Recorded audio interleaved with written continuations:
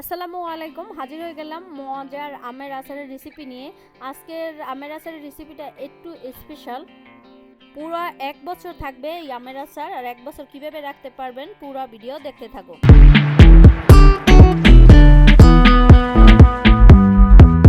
এখানে আমি আচার বানানোর জন্য 2 কেজি আম নিয়েছি, বড় সাইজের আম।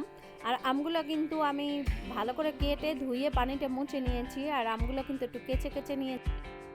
এখানে আমি 1 কাপ পরিমাণ সরিষা বাটা, আদা রসুন বাটা আর জিরা বাটা সাথে দিয়ে দিলাম। এখানে আমি 1 টেবিল চামচ ভর্তি করে মরিচের গুঁড়া দিয়ে দিলাম, 1 টেবিল চামচ হলুদের গুঁড়া দিয়ে দিলাম, আর দিয়ে দিলাম স্বাদ মতো লবণ। এবারে আমি এটার ভিতরে দিয়ে দিব সিরকা, আর সিরকাটা দেওয়ার পরে আমি ভালো করে মশলা আমের গায়ে গায়ে মিশিয়ে নিব। এভাবে একটু সময় নিয়ে ভালোভাবে মেখে নিতে হবে, যে আমের গায়ে গায়ে যাতে মশলাগুলো সম্পূর্ণ ঢুকে যায়। মশলাগুলো ভালো করে মেখে নিয়েছি। এবারে আর বেশিক্ষণ আমি এভাবে রাখবো না, আমি তেলে দিয়ে দিব। এখানে আমি 1/2 লিটার সরিষার তেল পুরোটাই দিয়ে দিব। আর তেলটা ভালো করে গরম হওয়ার পরে এর ভিতরে দিয়ে দিলাম আমি 4-5টা এলাচ, আর 4-5টা লং, আর 4-5 টুকরা দারচিনি। আর আমি এখানে দিয়েছি 5টা রসুন। আমি এটা পাটায় একটু শিলপাটায় ছেঁচে নিয়েছি।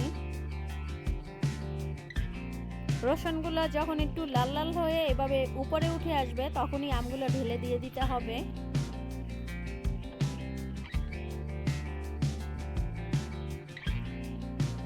আমি পুরো মশলা সহ আমি এই রসুন আর তেলের ভিতরে আমটা দিয়ে দিলাম।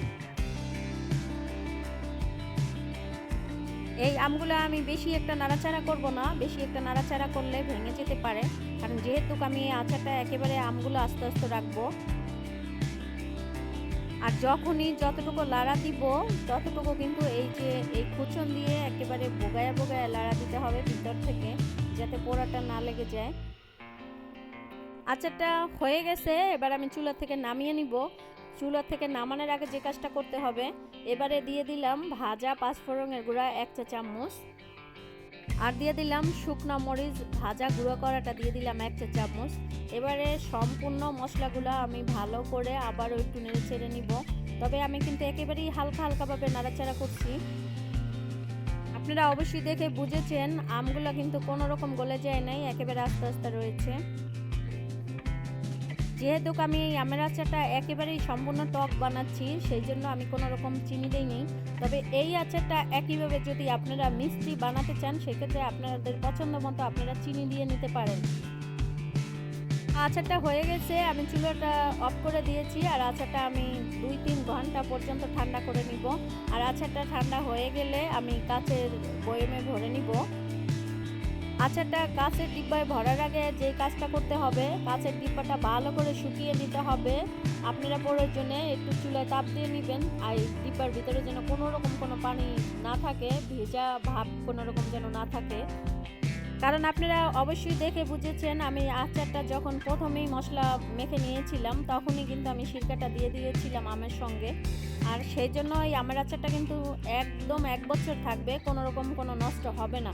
তো আপনারাও কিন্তু এইভাবে মজা করে আচারটা বানায় নিতে পারেন, ঠিক আমি যেভাবে বানাইছি এভাবে আপনারা আচার মিষ্টি অথবা টক আপনাদের ইচ্ছা মতো বানাতে পারেন। তো আজকের ভিডিও এই পর্যন্তই, আবার দেখা হবে মজার কোনো রেসিপি নিয়ে। আল্লাহ হাফেজ।